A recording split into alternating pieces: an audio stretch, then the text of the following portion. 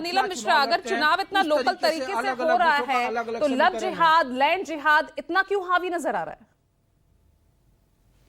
जी बिल्कुल हावी नहीं है पूजा जी, ये वहम है भाजपाइयों का, क्योंकि ये झारखंड है। झारखंड की जनता यहाँ का जो लोकल समस्या है उस पे चुनाव लड़ रही है। झारखंड की जनता चुनाव लड़ रही है इन बहरूपियों से। आप देखिए कि कहीं भी चुनाव होता है ये लोग किस प्रकार से धर्म को लेकर के आते हैं। आखिर क्या कारण है? आखिर आपको चुनाव के समय में हिंदू, मुस्लिम और धर्म और आदिवासी का अस्मिता और सुरक्षा का इतना हिलकोरा हृदय में कैसे मारने लगता है? इसके पहले सो रहे थे क्या? आप बताइए ना, 2014 से लेकर के 2019 तक यहाँ डबल इंजन की सरकार थी, मैं तो कहूंगी ट्रिपल इंजन की सरकार थी। यहाँ के मेयर भी भाजपा के ही थे, बावजूद इसके रघुवर दास जी को अपना सीट गंवाना पड़ा। इससे बड़ा उदाहरण और क्या हो सकता है पूजा जी?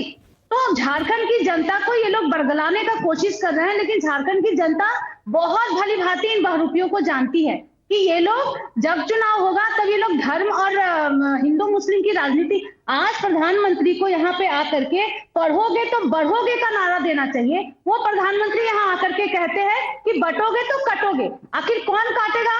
कौन काटेगा? फिर आप प्रधानमंत्री क्यों है? 10 साल से आपने झंडा क्यों फहराया लाल किला से, जब आपको सुरक्षा देने का ताकत ही नहीं है? अगर आप वो हिम्मत ही नहीं रखते हैं, जब पूरा सुरक्षा आपके साथ है, कैबिनेट आपके साथ है, रक्षा मंत्री आपके हाथ में है, तो हम लोग असुरक्षित है तो आप प्रधानमंत्री रिजाइन विजय शर्मा कह रहे हैं ना कि आप उसमें रोड़े अटकाते हैं, आप पहुंच गए कोर्ट, कानून का आप सहारा ले लेते हैं।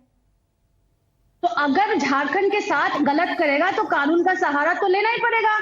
और दूसरी बात है, हेमंत सोरेन जी जिस प्रकार का जन मुद्दा को लेकर के चुनाव लड़ रहे हैं, इन लोग में हिम्मत नहीं है कि एक भी जन मुद्दे की बात कर सके, इसलिए इन लोग को घुसपैठिए की बात करना पड़ रहा है। आप बताइए ना पूजा जी, ये सिंपल सा सवाल है, ये जनरल क्वेश्चन हो सकता है कि अगर घुसपैठिया है भी तो क्या ये 2 साल में आ गया क्या? 5 साल आपकी रघुवर की सरकार थी, उस वक्त आप सो रहे थे, डबल इंजन की सरकार में आप सो रहे थे। झारखंड अलग राज्य 2000 में यहाँ पर लव जिहाद, लैंड जिहाद